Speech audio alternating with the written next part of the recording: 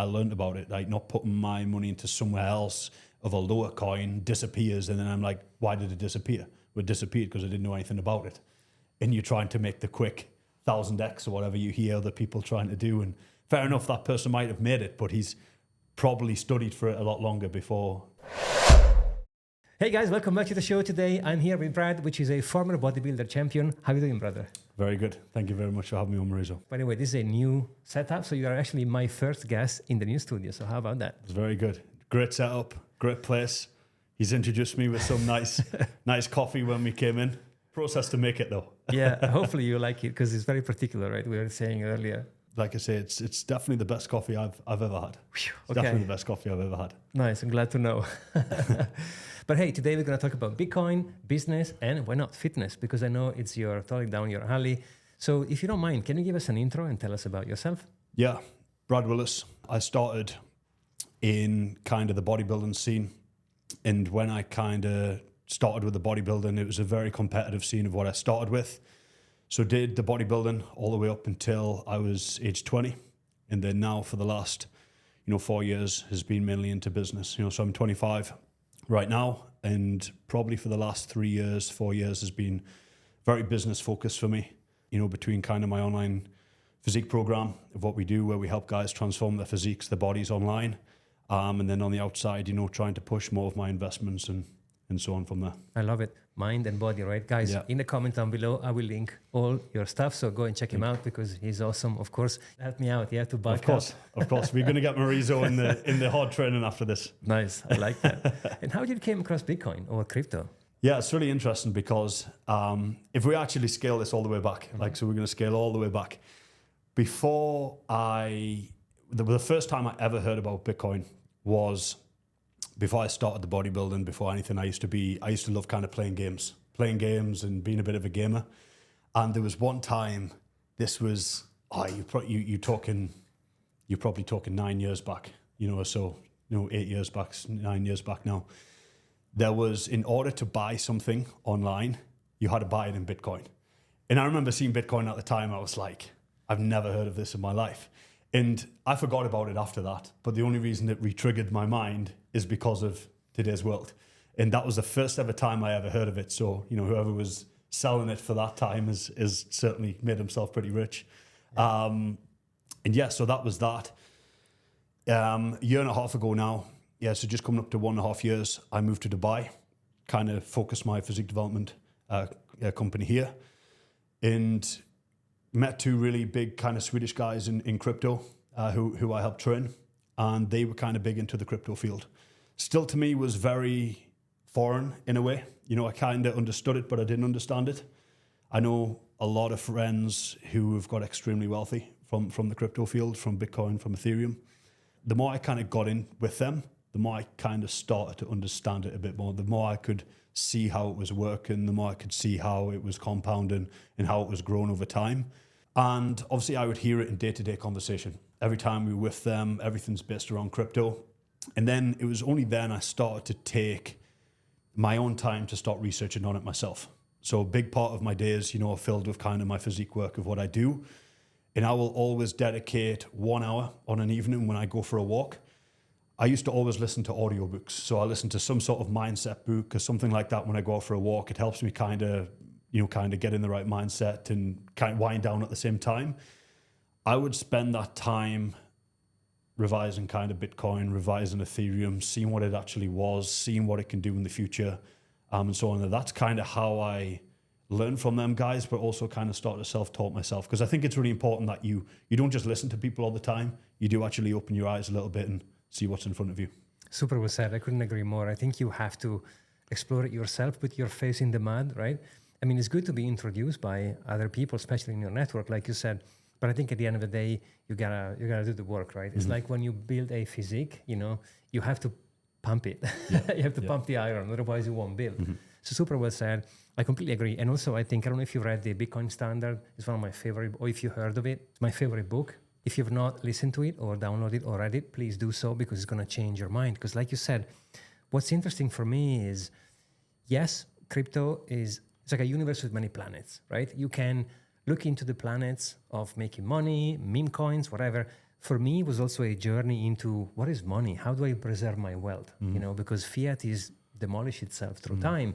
So then do I have gold to store my value? But then gold, you don't actually own it unless you have it in your pocket, which is not convenient. So how do you manage to have ownership and preserve your wealth? That's what I started my journey into. So Bitcoin was for me, I'm all in, by the way. I have literally next to no fiat on my bank account. I just keep what I need just to pay rent and maybe buy my coffee beans, But everything else is Bitcoin. Yeah. And I do have a portion of my portfolio I speculate with. And the only reason why I speculate is because I want to make more Bitcoin. So what I do, I buy altcoins. And when they double, they triple, they go up in value, I sell them for Bitcoin. Again, but that's one way to operate. There is people in my network, they do many different other things. There is no better or worse depending on what you like the most, right? Yeah. No, and I definitely, it's like I say, it was when I started to understand what it was. There's also a guy I listen to a lot is the MicroStrategy guy, Michael Saylor. Yeah. Like he seems to explain this kind of field very, very well. And yeah, it's like you say, I like the way he explains it in a lot of kind of the digital property world. Like you say, if you own property, it can burn down, something can happen to it, the guy can demolish it. It can still be taken off you, unfortunately, which a lot of people think it can't, but it can. But yeah, of course, you have more of a digital asset that you can store online. Exactly. There's another book I read, which I love, Robert Kiyosaki, Rich Dad, Poor Dad. Yeah, I've seen that one. Beautiful book.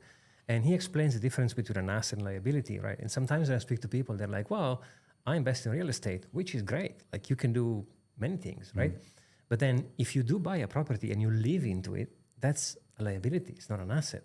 People sometimes misunderstand the investment, right, with a liability. So when people are saying, I bought a property, I made an investment, and I live into it, it's like, bro, you should read a couple of books because you have yourself a liability. Yeah. But you need to know what you're doing with your money, right? And here's the funny thing is like, you don't own the property when you buy it because the bank is borrowing you the money, so the bank owns it. And as soon as you finish the mortgage, then it's not yours. The government is allowing you to own it. If you have a house that you own and you take a speed ticket with your car and you don't pay the ticket, see how long you own the house for. Yeah. Right? They'll tell you to pay, you don't pay, they'll just come start taking things from you. Exactly. So here's the thing. What is that you really own? Like what is ownership? How do you say this is mine? What is ownership? That's why Michael Saylor says digital property. I completely agree. So now we have an instrument, aka Bitcoin, which is divisible, transferable, portable, right? As an asset who goes up in value. So far, we've seen that. And it can be yours. Like if self-custody, like if I keep my Bitcoin on exchanges, well, they're not mine, not your keys, not your crypto. But if I do self-custody into a Trezor wallet or into a Ledger wallet, cold wallet, and I know the seed phrase, nobody can take it away from me. Yeah. They can try and make me say the words, but I can say, I lost it. Yeah. I don't remember it. Yeah.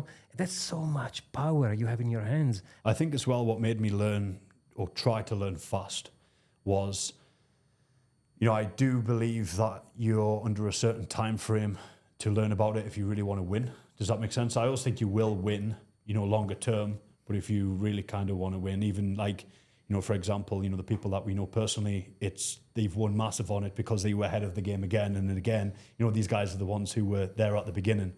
But I definitely think the quicker you learn about it, the more you're going to win more in the long run. So that's what I spent the time every single night studying and listening about it and trying to understand it and get my head around it. Listening to the right people, because I definitely think there's a lot of, kind of BS out there of, kind of the way people perspect things. But again, it's like I've always been one to try and learn from certain people, the way they speak, the way they explain. Still, people talk about crypto to this day, and to me, it's very hard for me to wrap my head around. But then, for example, I'll hear like the likes of Michael talk about it, and it puts it in a very even perspective of how I see it and how I view it. Yeah, I agree, and it might sound a bit controversial, but it is early, man. It is super early. Like think about institutions since January 11, they have the ETF. They've just started playing with the game. And even though Bitcoin is at $70,000 in that region, more or less, and people are saying, oh, Bitcoin is too expensive. Well, you can buy Satoshis, right? So some people don't know. You can divide a Bitcoin in Satoshis, which means you can even buy a couple of dollars worth of Bitcoin if you want. But then at the same time, it's not attractive to people because it's, oh, wow, it's already there, right? Here's what I think the problem is, or the mistake from their hand is, because I think it's super early. I think Bitcoin is going to go much higher in the next few years because now we have Wall Street, we have all the institutions. Imagine, bro, like now they've just started investing 1%. Only a few selected companies, right? And we are at $60,000, $70,000. Imagine when they are going to play a strategy and they'll say 3%, 5%. That's it. Only a few. There is so much money. Think about gold. Gold is 15 trillions, right? Bitcoin is 1. Yeah. So if we get to that market cap, which eventually it will, not tomorrow, but in a few years, we're balling. Yeah. So it is early. I agree with you. Now it's time to put the work to understand what you're buying. And most importantly, understand, like you were saying, the conviction. Because if you just buy something because it's gone up in value, then when it drops, and it will drop because Bitcoin is volatile, you will sell it. You will panic sell it. Yeah. Most of the retail people, sadly, they buy the top and sell the bottom because they don't have that conviction. I think as well, like everybody who I know who's really, really become successful from Bitcoin and Ethereum, it's like you have to have a very strong, you almost have to be emotionless, but also have a strong emotion as well at the same time. And what I mean by that is I think it's extremely volatile. You know, you can be up $100,000 one day and you could be down $200,000 the next day. And if you view that as you've lost 100,000 and you sell, then of course, because if you look at it back, you know, whatever, 4-6 years ago, you might have been up $1 million. The next thing you're down $2 million, but then you're up $5 million. So it is crazy. And obviously, you know, obviously you're the expert at this. It's mainly because it's, you know, new until it kind of balances out over time. I think so many people are used to seeing like very steady kind of growths over time, but let's say it might be over a decade. And when it drops, it mainly only drops 10%, 15%. But he's a naughty teenager, you know, like, of course he's going to swing. If you go back into gold, which that's my opinion, I would like to know what you think. But in terms of competition, gold is competing with Bitcoin. They are competing for the store of value. It's not a currency. It's not really meant to be used. Like it takes 10 minutes, up to 10 minutes to exchange. Imagine go to a grocery store, do a payment with Bitcoin. Now, as we are now, things could change with Lightning Network and technologies, yada, yada. But as we are in now, in 2024, it could take 10 minutes. Imagine you go buy your coffee beans, you pay, and you just look at the guy for 10 minutes. Is it on? Is it on? It's not really made for that yet. Potentially we can build on top. But gold, at the same time, if you go back and rewind, it was way less volatile. When they launched the ETF in 2004, if you go back, it was moving, it was swinging like Bitcoin is doing now, right? So I think there's going to be a point where Bitcoin will be much more stable. Is it going to become the world currency reserve? I don't know. That's not what I'm accumulating it, because by the time maybe I won't even be here. I mean, I'm 50, I maybe have another 50 years ahead, maybe if I'm lucky.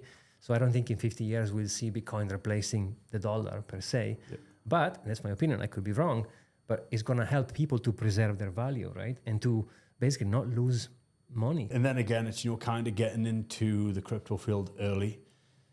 You know, let's say in the next 2-3 decades, it's the biggest thing ever, especially if you're kind of, you know, on the younger age and you kind of invest in it earlier. It's almost made your life forever. You know, something that you can just hold, live off the yield of it if it takes off, and there you go.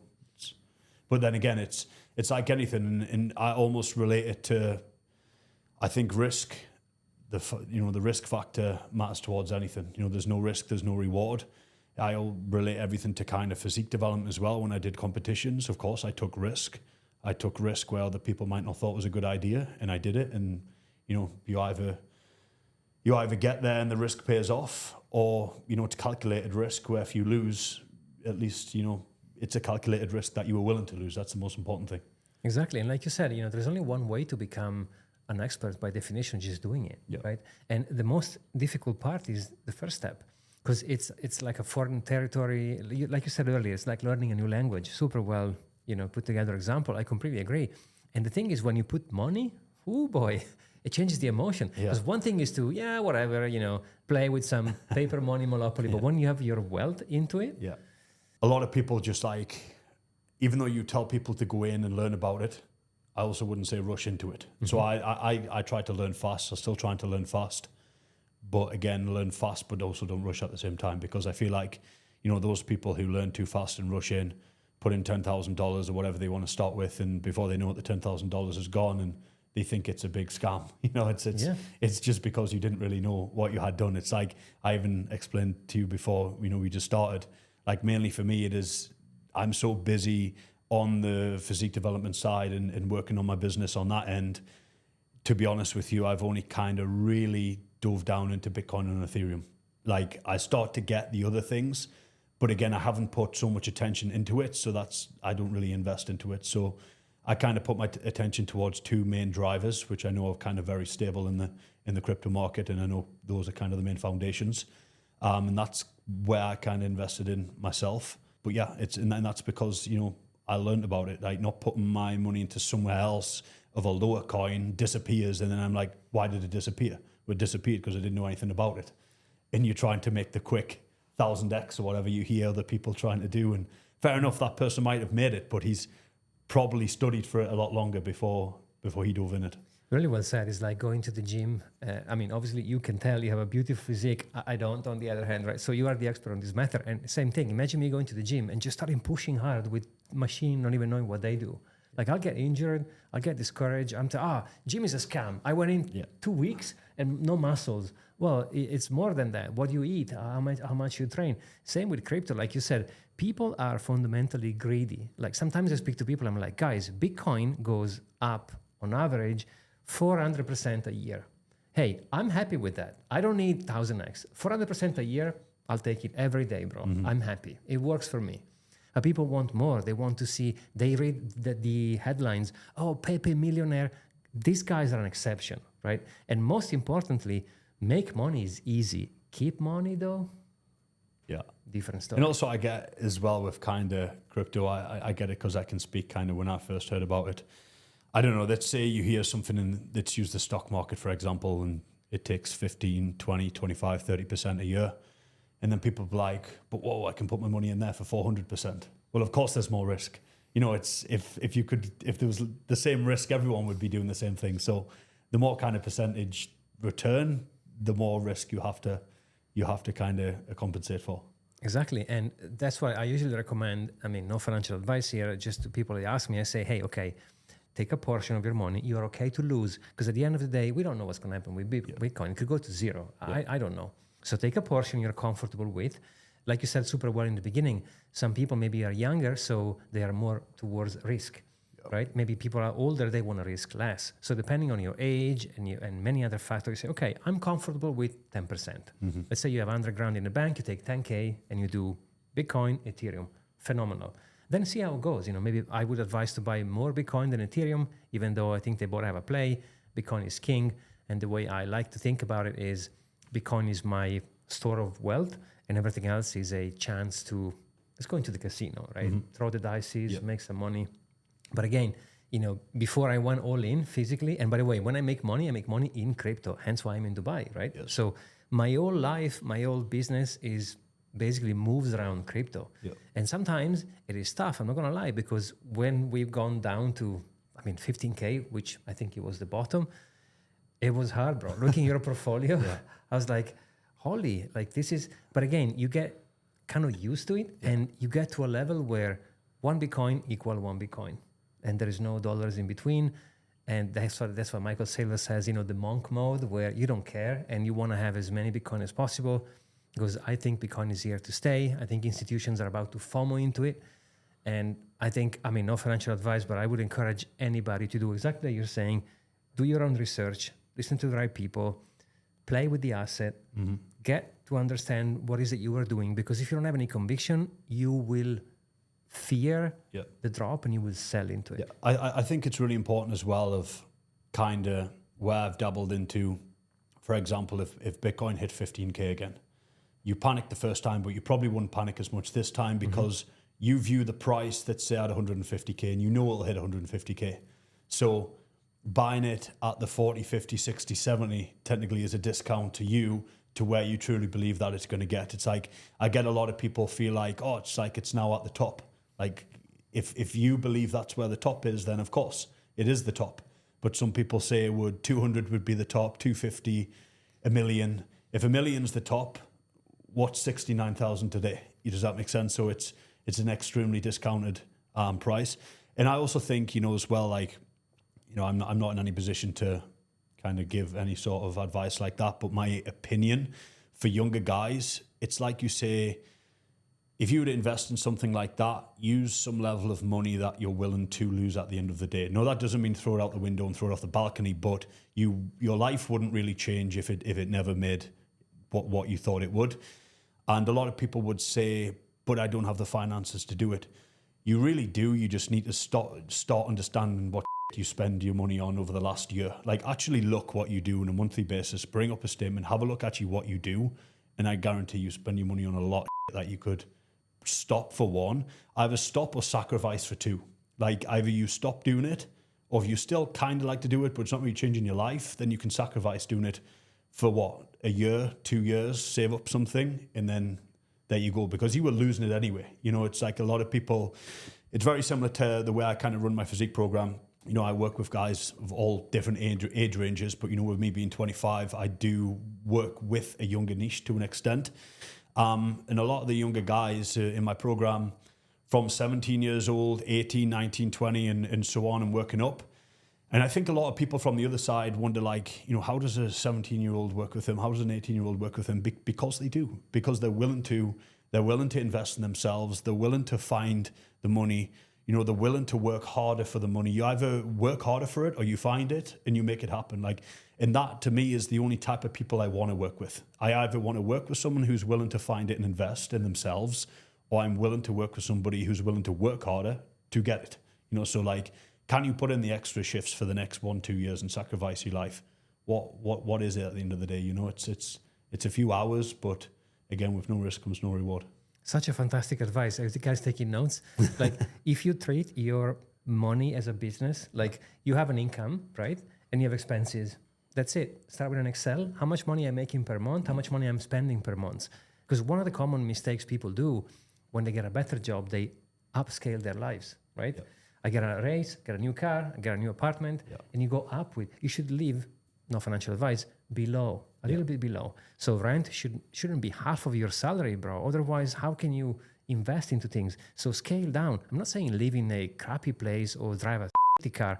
Get good things, but go, you know, stay a little bit below. I think as well, for me personally, like I understood at a young age that I almost would do my life backwards in a way. Like, I feel like most 20-year-olds out there today are out there blowing it around pool parties, around nightclubs, drink, whatever they do, you know, wearing the best clothes so they look cool, driving the most coolest car they can find so they look cool.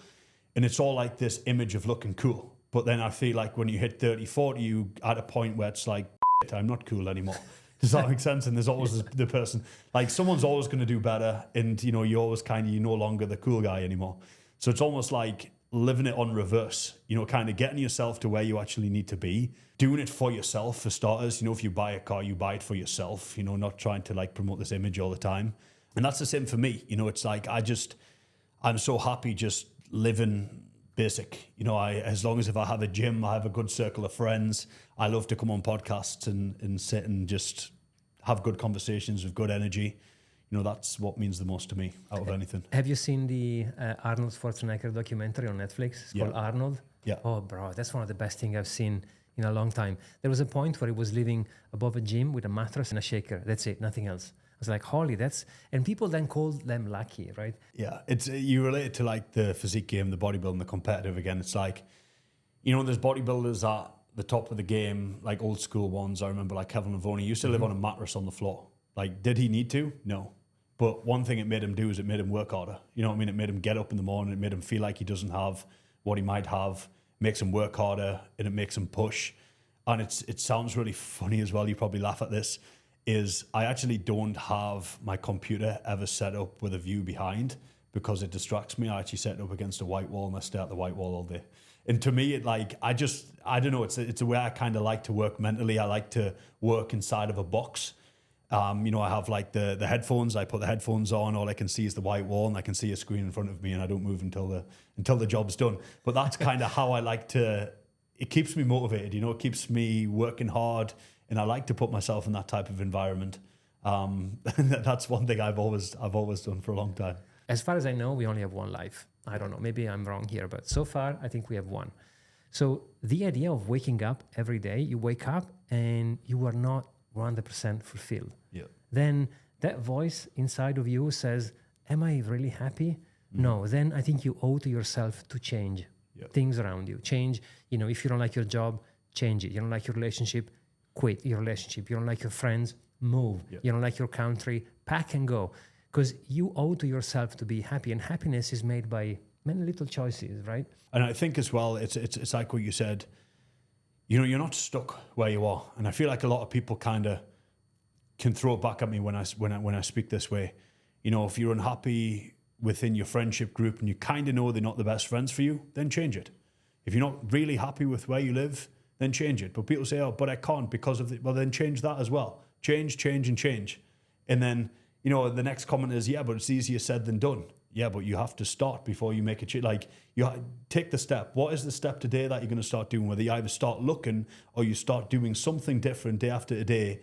If you compound that over the next 12 months at least, I guarantee you're going to be in a better position than you are. And that was one of the main things, kind of with me basing myself in Dubai. I originally came here in 2019 for a holiday trip on my own, completely on my own. I didn't know anybody here. Came here for a holiday trip on my own. And again, I didn't wait for the friend to come with me. I didn't ask my friends to come with me. If no one's going to come, I'm just going to go on my own. Just like I would if I want to go to America tomorrow.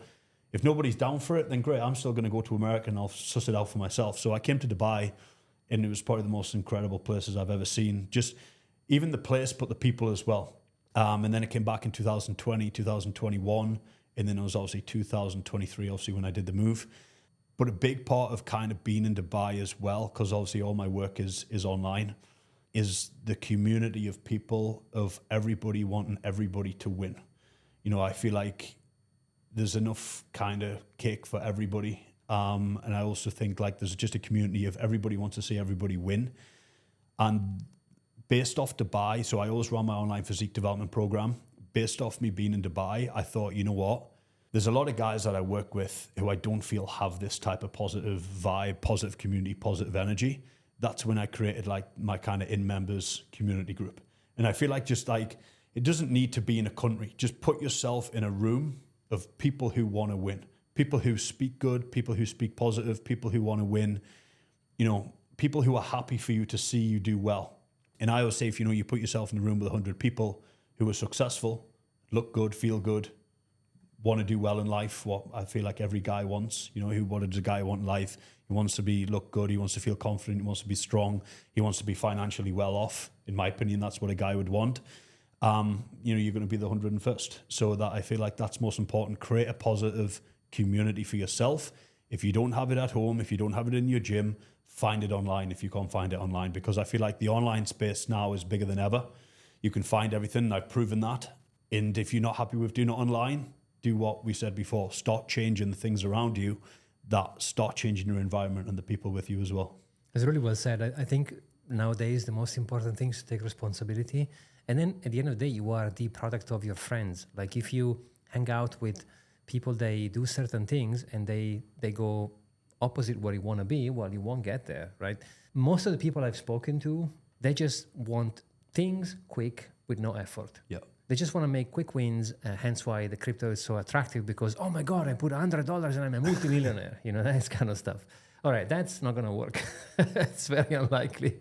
You need to put the work, take responsibility, and have a long time frame when it comes to gratification. And the funny thing is, I would advise, don't even think about it. Just walk the journey. Now, today, I've created a friendship group where I feel the most comfortable and confident around that.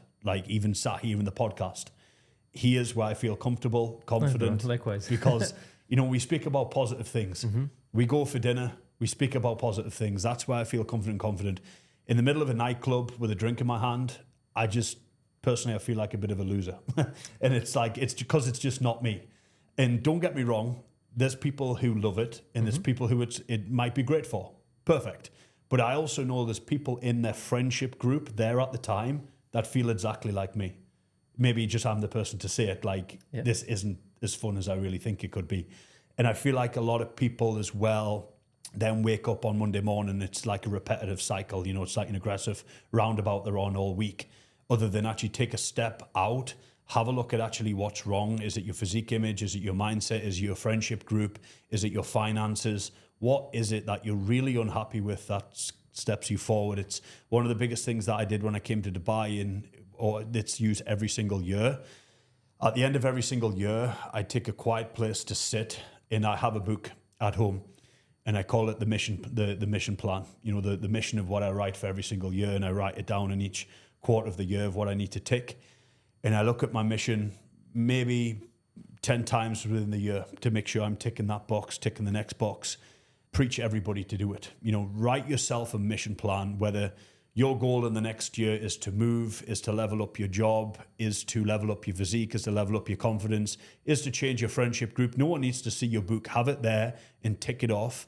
Write all your goals, section them out. This is what I'm going to do in Q1, Q2, Q3, Q4 of the year. Do it. Make it happen. And if you're not doing it, then make sure it's done by the end of the year. And that's one thing I've always done.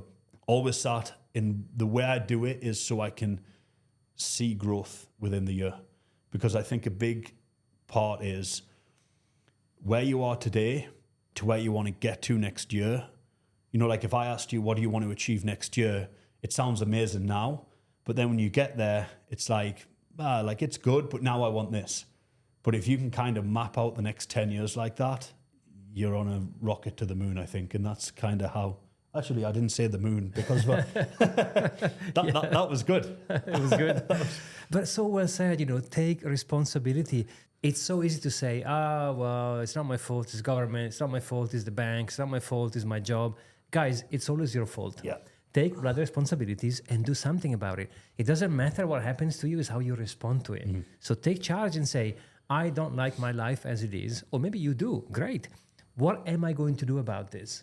What's my plan? Super well said. And the plan can change. Yeah, maybe in 6 months or in a year, you will pivot towards certain things, but you have to have a plan and take responsibilities. It's like I always you get two types of people in life. You get person A, okay, in 6 months' time from now, I want to look better, I want to feel better, I want better finances, and I want to start investing. Person A would say, I have to make it happen. This is me. I fear failure so bad, I just can't fail in a way. And if I do, I really think it's, the end of the world for me because I have to make it happen. You get person B who says, I want to do this, I want to do that. And, I want to level up myself in every way. But we're 6 months down the line and you've still not changed. And you said that 3 years ago. And we're now 4 years down the line. You said your 6 month goal, that was 4 years ago now. And it's like nothing's changing. You just kind of saying words for the sake of it with no action. You're not actually putting pen to paper. You just got to be the person who puts pen to paper. And don't get me wrong, maybe go back, 5 years, maybe I was that type of person, saying that I always want to kind of move a bit and travel a bit. But I think one of the biggest things is map out your biggest goals and then map out the stepping stones of what it actually takes to get there. It's like, fair enough, if we talk about finances in the podcast, it's like, okay, I want to do X. So what does X, Y, and Z need to take to get you to then X? It's like, what is going to change tomorrow are the stepping stones that's going to get you there faster. Exactly. And at the same time, I think I agree, by the way, with you, so well said. But at the same time, I think if you zoom into failures, you can learn a ton from them. So if it happens that you fail, then great. That means you learn a lesson. I failed so many things in my life, and you can see them through two different lenses. One, you can see them, I've f***ed up that thing. But at the same time, I've learned a ton from it. So, of course, like we were saying in the beginning, nobody is an expert of especially things you don't know. Imagine crypto, for example. I've lost a lot of money in crypto, bro. A lot of money. But I've learned how to do it. So now I'm not going to do it anymore. I have to be here in the moment, in the present, and do this thing, put my attention, my energy in what I'm doing. Because if you space out, this is where you sleep. And when you sleep, you move maybe 50K and you lose them, that hurts, right? Mm-hmm.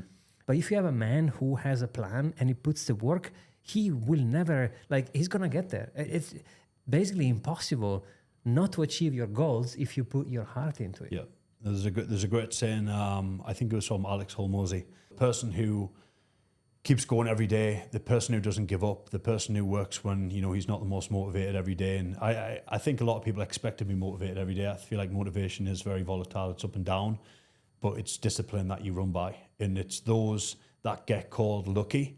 Is it luck or is it relentless hard work to never give up and eventually you get there? And I feel like that's a lot of people, like such and such is lucky or he got lucky. But nobody actually knows how he got there. Nobody actually seen him on the bad days. Nobody actually reverse engineers how he got there. People just look at The final you know, product. the stat you there and it looks amazing. But not a lot of people actually reverse engineer the journey that he took to get there. I agree. In my book, luck is when preparation meets opportunity. But like you said, people just remind the beat which is in view, but there is a lot behind. Is mentally as well, being in a good mental headspace. I think especially if you kind of go into, you know, what you do in terms of the crypto world, just being a good mental headspace with yourself. If you're always in this aggressive cycle where, you know, you put that on the table, then I keep taking it off the table, then I put it on the table, it's like, of course, you're going to get smashed. Like, you're going to smash yourself. And it's like, just put it on the table, know why you put it there and leave it there. And that's it. Whether, you know, whatever happens, just leave it. And I feel like being in a good mental headspace, you know, something that I do a lot is kind of a lot of meditation work with myself. It kind of just helps me unwind a bit mentally. I feel like in a world we live in today, there's so many things happen. You know, 100 people tell you no, 100 people tell you yes, then what the hell do I do? You know, I feel like you have to be in a position where you do make a bit of a choice of your own. I think a lot of men today don't make choices of their own, which I feel is really strange. And I have to say it because I feel like a lot of people have to ask other people for permission today. Especially, you know, kind of a man being a man has to ask other people for permission, whether you want to change, whether you want to do something. It's like, I've got to speak to such and such. I've got to ask such and such. Is it yours or is it theirs? And if it all went wrong tomorrow, who loses? Because most of the time they would say like, I would lose. Exactly.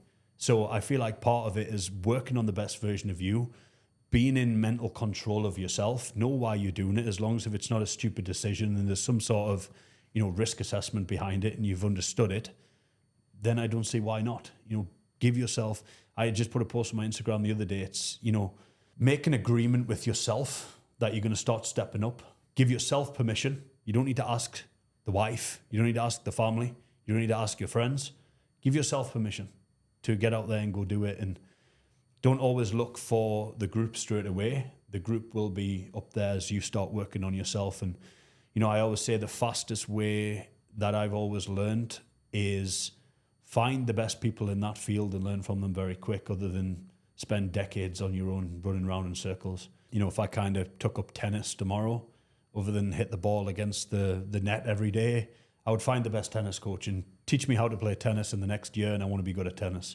And the same thing when it comes to kind of the crypto field. You know, I was fortunate enough to find the likes of yourself, you know, kind of know a lot of guys in the crypto field who are at the top of the game, learn from them, understand what they're doing, understand their mindsets around it, and okay, this looks like a good direction. And then you can go and then start teaching yourself a bit more. Start to understand once you get in that right direction first. The key is, I think, see the direction. Don't keep looking left and right. Learn the direction you're going in and then make a rational decision. Okay, is this for me or is this not for me? Yeah, I love this. And by the way, it works for me as well. I mean, I you know, I'm surrounded by people I want to have in my network, and I'm learning every day from them. You know, that when they say, when you are the smart guy in the room, change room. Yeah. You know, that's it. You know, because otherwise you will never grow. And by growing means losing your comfort zone, taking risks, doing certain things. But like you said so well, I also like to make an agreement and sign it. Yeah. Because when you sign it, it's so powerful. And put it on the fridge. So, you know, when I told you my mission plan, it's got my signature at the bottom of it. Yeah, it's literally. I know. I sign it for myself. But that's so powerful, because then you promise to yourself you're going to do it. And when you look at the fridge, it's like, oh, crap, I'm not doing it today. Oh, shit, I signed for this. Exactly. But, bro, it's been an absolute pleasure having you on the show. Great. So Thank you very much for having me on. You know, and like I say, keep doing great things. Keep doing the YouTube. You know, you and Carl are doing amazing work. And just to come to the office today and see what you guys are building and the passion behind it, the commitment behind it. Hopefully it's only up from here. Yeah, thank you. And guys, I will leave in the comments down below all your links. You have a fantastic Instagram profile. Yep. So many people changing their appearance through your coaching and their hard work. So go and check him out, because it's a beautiful Instagram account. Yeah. No, I run an online physique development program where, you know, we help transform you online. We build a very sustainable approach around your lifestyle. You know, a lot of the guys I work with, whether it's business, you know, you've got family life, you've got work life. It's not about throwing the kitchen sink in to achieve a good physique, what a lot of people think it needs. It really doesn't. You know, you eat within the day, you train within the day. And I feel like, you know, when you set yourself up physically like that, your productivity, your work, your business and everything levels up. You know, one thing that I will leave it on is one main thing that I run inside my physique development program is what I call like a golden circle. And if you look at your mental health, physical health, relationship and finances, you know, if you level up your physique, you're mentally better, you're physically better. Your relationships usually better when you feel better within yourself. Wake up with a passion every day of looking good. You go there and you attack your work the same. And that's kind of the discipline that I built for business as well. So we try and help guys level up all around the board. Bro, thank you very much, bro. Guys, thank you so much for watching. We'll see you on the next one. Cheers.